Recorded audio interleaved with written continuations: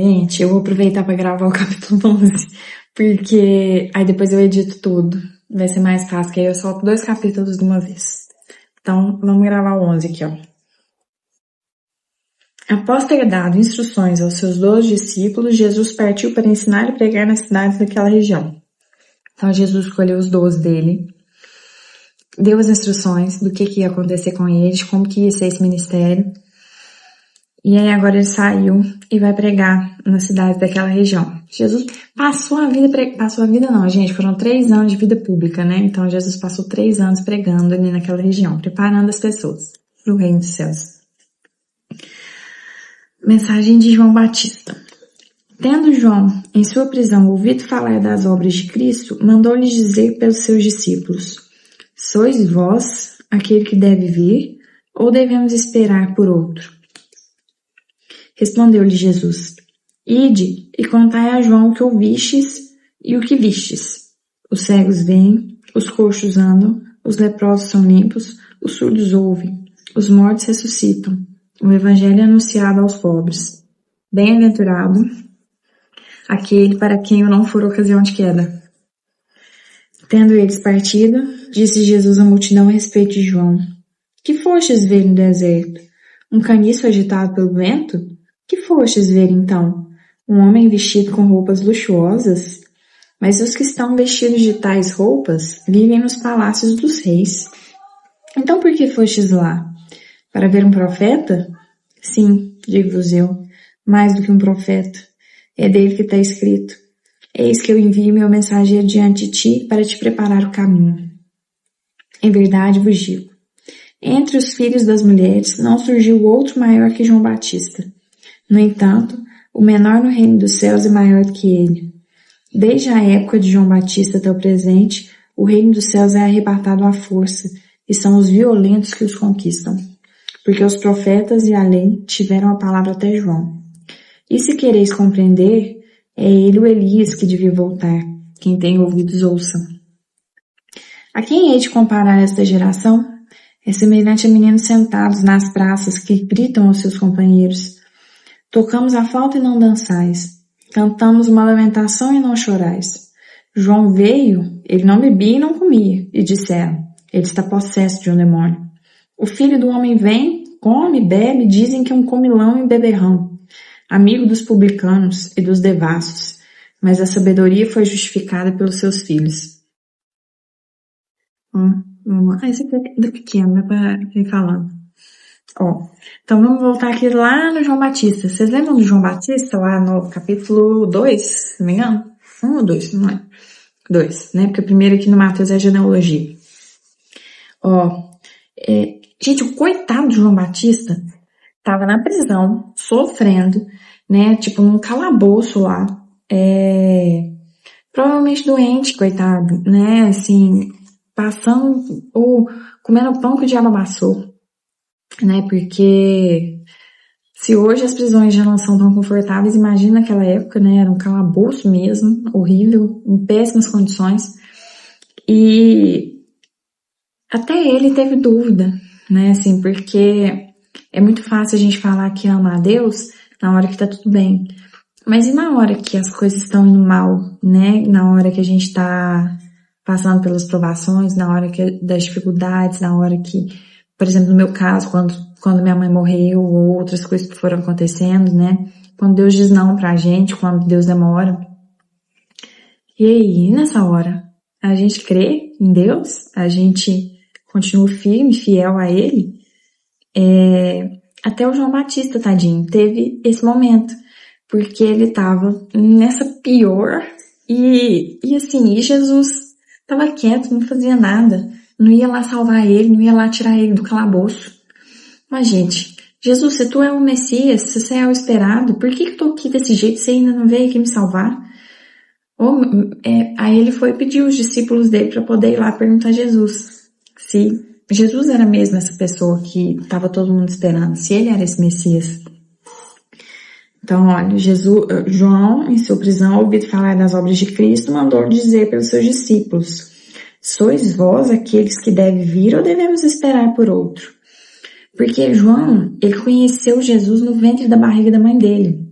quando Maria foi visitar Isabel, o João pulou dentro da barriga de Isabel. Ele teve o batismo no Espírito Santo dentro da barriga da mãe dele. Porque ele teve um encontro com o Messias ali. E então ele sabia que Jesus era uma pessoa diferente, ele sabia que Jesus era uma pessoa especial, né? E ele é o cumprimento de uma promessa. Ele é o Elias, que vários profetas já tinham falado que o Elias viria, que iria ter uma pessoa preparando os caminhos do Senhor antes que o Messias chegasse. O João Batista era essa promessa. E até ele teve dúvida nesse momento da dificuldade, né? E foi pedir para perguntar se Jesus realmente era essa pessoa que ele estava anunciando, né? Porque ele viu o batismo de Jesus, viu a pomba descendo, viu Deus falando, esse é o meu filho amado em quem eu ponho minha afeição. Ele viu vários milagres, viu, né, o anúncio de Jesus e estava acontecendo aquilo ali com ele. E ele estava lá naquele calabouço. Então ele teve dúvida. E aí o que Jesus respondeu?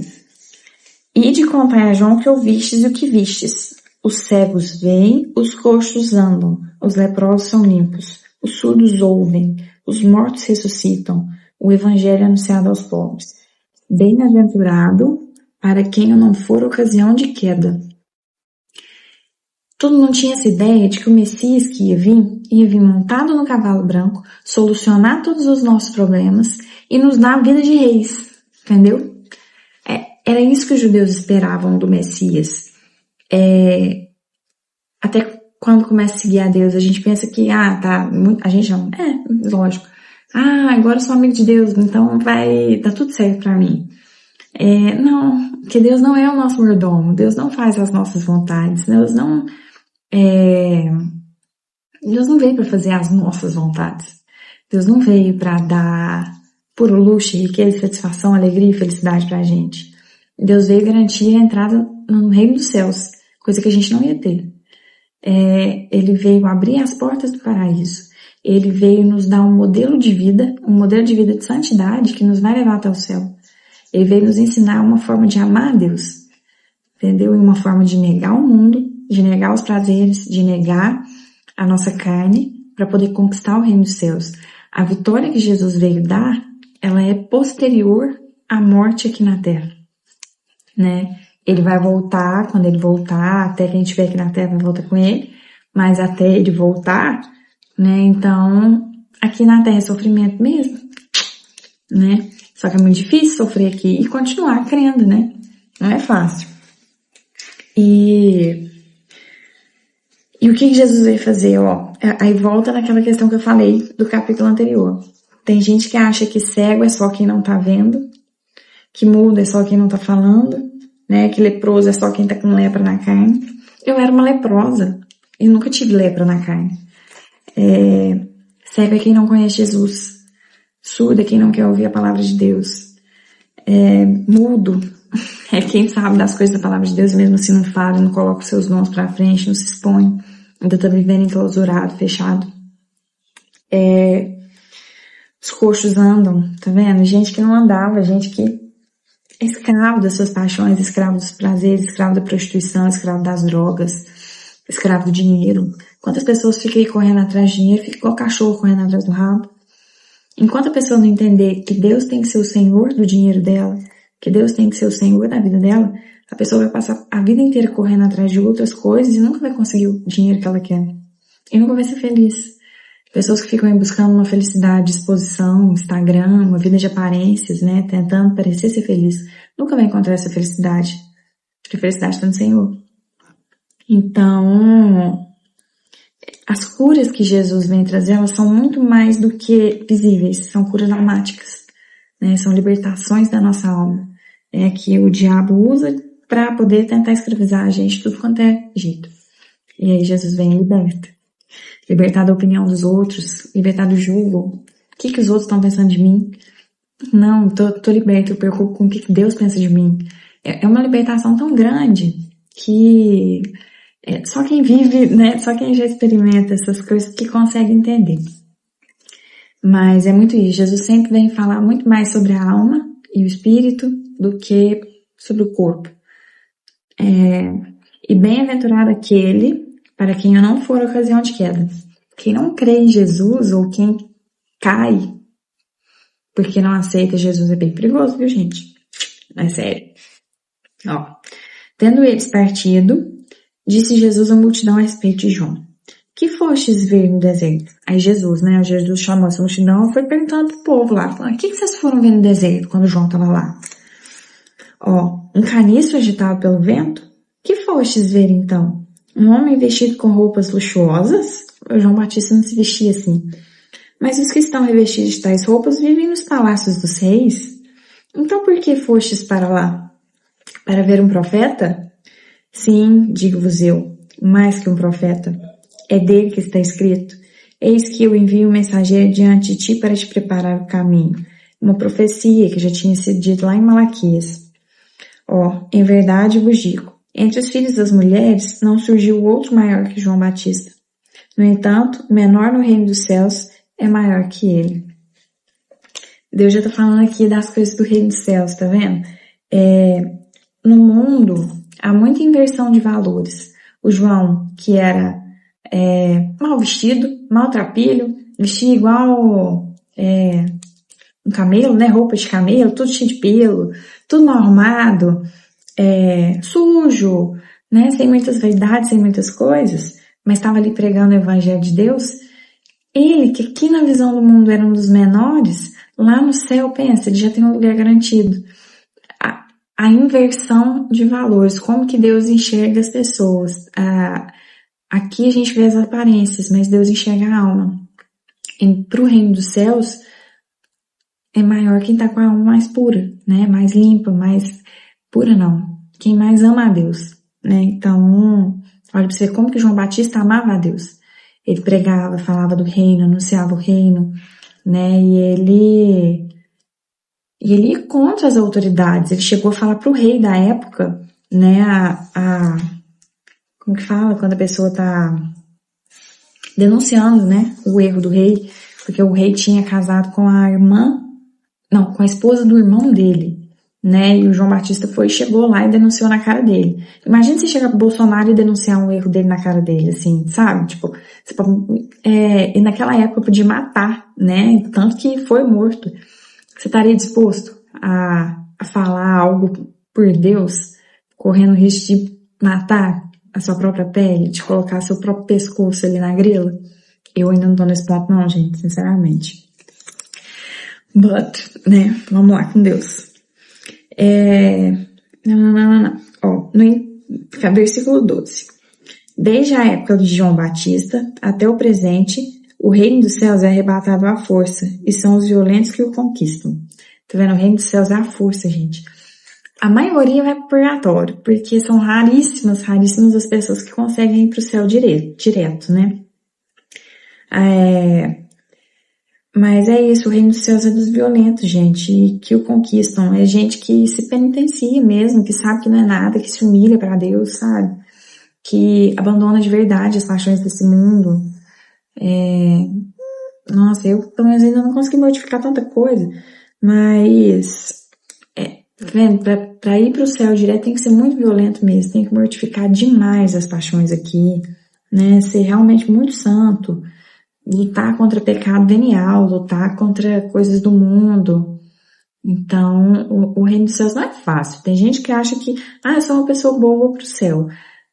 Não é assim, não. A gente pensa que a gente é pessoa boa, até Deus mostrar a alma da gente. Tanto que nós somos miseráveis. E que a gente depende da misericórdia dele para poder ir pro céu. Não é tão simples assim. Versículo 13. Porque os profetas e a lei tiveram a palavra até João.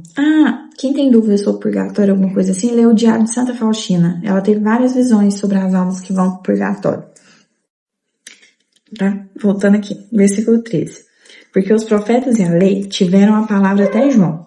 E se quereis compreender, é ele, o Elias, que devia voltar. Quem tem ouvidos, ouça. Tá vendo? Deus está falando. Quem tem ouvidos, ouça. Eu não vou repetir. Jesus não é de ficar repetindo muita coisa, não. Versículo 16. A quem hei de comparar essa geração? É semelhante a meninos sentados nas praças, que gritam aos seus companheiros: tocamos a flauta e não dançais, cantamos uma lamentação e não chorais. João veio, Ele não bebia e não comia, e disseram, ele está possesso de um demônio. O Filho do Homem vem, come e bebe, dizem é um comilão e beberrão, amigo dos publicanos e dos devassos. Mas a sabedoria foi justificada pelos seus filhos. Olha aqui, ó. Gente, que povo ingrato, né? Nossa Senhora, eu tenho que pedir a graça para Deus para eu também não ser desse povo. Quando eu li Êxodo, eu fiquei muito brava com o povo porque eles reclamavam demais. Deus dava tudo e eles continuavam reclamando. Aqui, só que Êxodo foi há mais ou menos 1.800 anos antes dessa história aqui que a gente tá lendo. Essa história aqui é 2024 anos, né? E às vezes quando a gente lê, a gente quer criticar o povo que tá aqui. Gente, olha pra você ver, Deus tá ali, Jesus tá passando, Jesus tá falando, e mesmo assim vocês estão criticando Jesus, porque se eu estivesse lá, eu iria querer abraçar e correr abraçar Jesus. Mas, na verdade, não. Jesus tá aqui, né, e o que eu não posso reclamar é hoje. A gente só reclama. Deus me livre da gente. E a gente tem que aprender a ser mais grato. Porque Deus dá tudo. Olha pra você ver, ele vem, come, bebe, ele andou com publicano, com devasso, andou com gente totalmente inesperada, né? Ele saía com prostitutas, com os cobradores de impostos, ele saiu e andava com as pessoas com as pessoas mais improváveis, né? Então, e ele perdoou, e ele amou. Então, e as pessoas mesmo assim continuavam criticando ele, não aceitavam ele como o Messias, não aceitavam a palavra dele, não aceitavam amá-lo como ele é, né? Como ele se demonstrou ser. E ficava só reclamando. O João fazia penitência pra caramba, né? Era austero e tal, ele falava, mesmo assim não tava bom. Então um vem com amor, o outro vem com a espada, mas pra vocês nada tá bom. Ou geração que só reclama, que senta na praça e fica ali, ó. Esse é bom, esse é ruim, esse é bom, esse aqui é muito ruim, esse aqui faz isso, esse aqui faz isso. E só aponta o defeito dos outros. Nunca tá disposto a olhar pra si e olhar os seus próprios defeitos. Né? Então, é um mal que a gente tem que livrar mesmo, porque vem a conta, né? Ó, mas a sabedoria foi justificada pelos seus filhos. Tem uma pregação do Moisés Rocha também, que é bem legal, que fala do bom e do mau ladrão. Os dois tinham a mesma informação, e cada um reagia diferente a essa informação. Os dois viram Jesus sendo crucificado, os dois viram que ele era um homem bom, mas um resolveu zombar dele, rir dele e continuar caçoando. O outro resolveu pedir perdão, falou, me ajuda, resolveu ser humilde e pedir ajuda, e Jesus ainda fala, amanhã mesmo tu estarás comigo no paraíso. Então, tem gente que prefere continuar na mesmice, continuar reclamando. Quem reclama não quer resolver seus problemas. Então, eu aprendi isso também, a deixar essas pessoas que reclamam pra lá. Porque se tá reclamando é porque não quer resolver. Porque se quisesse resolver, estaria atrás de solução. E não reclamando, parando para reclamar da vida o tempo inteiro. Então, que a gente reclame menos e agradeça mais. E pare de ficar criticando as outras pessoas, né? É um péssimo hábito. Péssimo, péssimo mesmo. Vamos continuar aqui. Versículo 20. Depois, Jesus começou a censurar as cidades, onde tinha feito grande número de seus milagres, por terem recusado arrepender-se. Aí Jesus foi ficando bravo aqui. Gente, vocês vão ver que até chegar no versículo 28, Jesus vai ter que ficar muito bravo, viu? E mesmo irado, ele nunca pecou. Porque a ira, quando é para defender as coisas de Deus, ela não é pecado. Você não pode irar contra seu irmão à toa, irar contra seu marido, irar contra seus filhos à toa, sabe? Sem motivo, sem justificativa. Mas irar contra o pecado pode, porque é santo. Deus ama o pecador, mas odeia o pecado. Então, que o Senhor nos conceda a graça de odiar o pecado, né? De realmente condenar o pecado e amar as coisas de Deus. Então, a ira contra o pecado, ela é uma ira santa. Então, Jesus, mesmo irado, ele nunca pecou. Censura das cidades, penitência, né? Então, versículo 20. Depois, Jesus começou a censurar as cidades onde tinha feito grande número de seus milagres. Então, Jesus tinha passado ali e fez um monte de milagre. Por terem recusado arrepender-se, né? fez um monte de milagre, mesmo assim o povo não convertia. Aí Jesus, ai de ti, Corozaim, que é o nome da cidade. Ai de ti, Betsaida, porque se tivessem sido feitos em Tiro e em Sidônia os milagres que foram feitos em vosso meio, há muito tempo elas teriam arrependido sob o silício e sob as cinzas. Por isso vos digo, no dia do juízo haverá menor rigor para Tiro e para Sidônia que para vós. E tu, Cafarnaum, serás levado até o céu? Não, serás atirado até o inferno, porque se Sodoma tivesse visto os milagres que foram feitos dentro dos teus muros, subsistiria até esse dia. Por isso, te digo, no dia do juízo haverá menor rigor para ti, menor rigor para Sodoma do que para ti. Para quem Deus faz mais milagres, a responsabilidade é maior. Quanto mais graças Deus concede, mais Ele vai cobrar um arrependimento e um retorno. Vocês já viram aquela passagem que fala dos ricos, que é mais fácil um camelo passar pelo novelo da agulha do que um rico entrar no reino dos céus? Eu e meu marido, a gente tá assistindo uma série que chama Reis, né? Conta a história aqui dos reis, que tá aqui na Bíblia, e mostra muito bem, sim, certas coisas. Uma pessoa que, por exemplo, tem uma vida mais sofrida, né, que por exemplo, é pobre, não teve uma família para educar, não teve pai, não teve mãe, não teve amor, não teve carinho de ninguém, não teve instrução, mesmo que essa pessoa se torne ruim ou cometa atos que sejam pecados ou sejam de má conduta, Deus vai ter mais misericórdia dessa pessoa do que de um rico, que eu não vou falar que rico, milionário, não. Pessoas que têm conforto, pessoas que tiveram paz, pessoas que tiveram casa, pessoas que têm saúde, pessoas que tiveram estudo, pessoas que estudou em escola particular mesmo, ou que estudou em escola boa, ou que não precisa ser milionário, não precisa.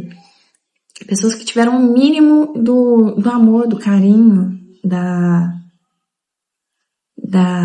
de atenção, né, assim, de privilégios em relação a esse pobre que não teve privilégios.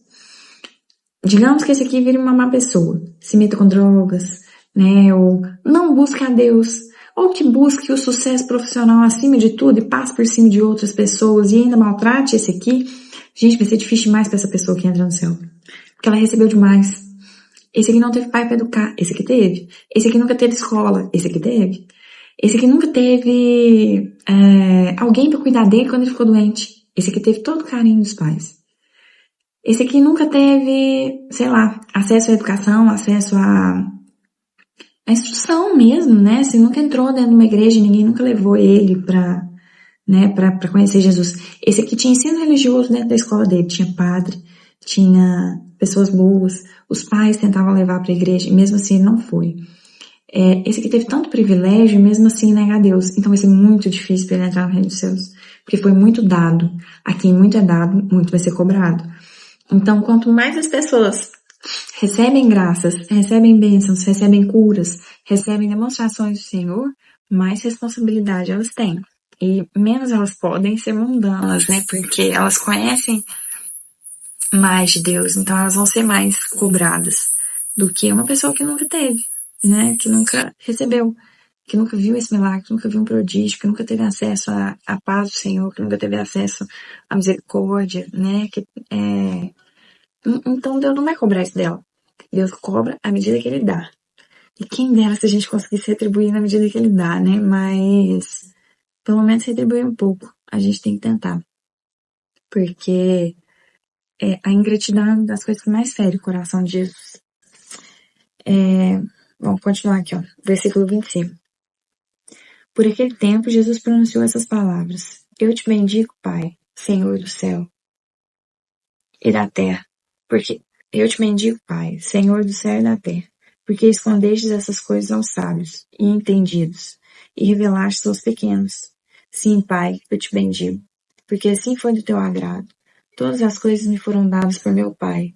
Ninguém conhece o Filho senão o Pai, e ninguém conhece o Pai senão o Filho, e aquele quem o Pai quiser revelá-lo. Vinde a mim, vós todos que estáis aflitos sob o fardo, e eu vos aliviarei. Tomai meu jugo sobre vós e recebei minha doutrina, porque eu sou manso e humilde de coração, e achareis repouso para vossas almas, porque meu jugo é suave, meu peso é leve. É tão bonito, né?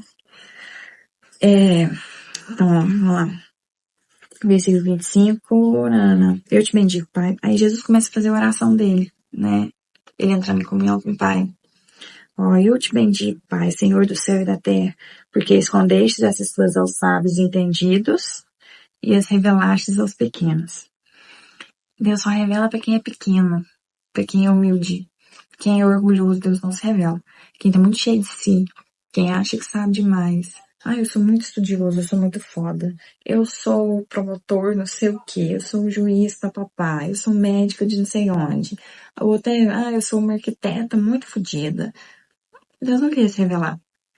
Ele só se revela para quem é pequeno, para quem é humilde, para quem chega no altar do Senhor e se humilha. Fala, Senhor, eu preciso de você. Me ajuda, me revela, me fala, me conduz. Né? Então, só para essas pessoas que Deus vai se revelando.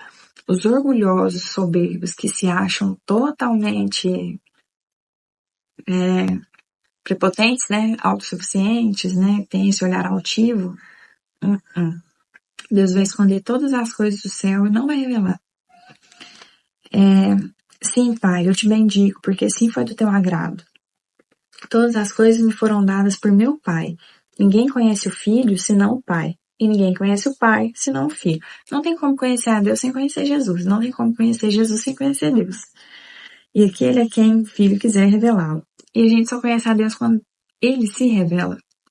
Por mais que nós, assim, todo mundo que já conhece a Deus tente falar, a gente vai estar aqui à disposição e tudo, mas só vai conhecer Jesus quem abrir o coração. A fechadura só tem uma porta de dentro. Então é só a própria pessoa que pode abrir e aí Deus se revela. É só Jesus que pode se revelar à pessoa. Vinde a mim. Aí agora é uma coisa bonita, né? Que Jesus fala, ó. Vinde a mim todos que estáis aflitos sobre o fardo, e eu vos aliviarei.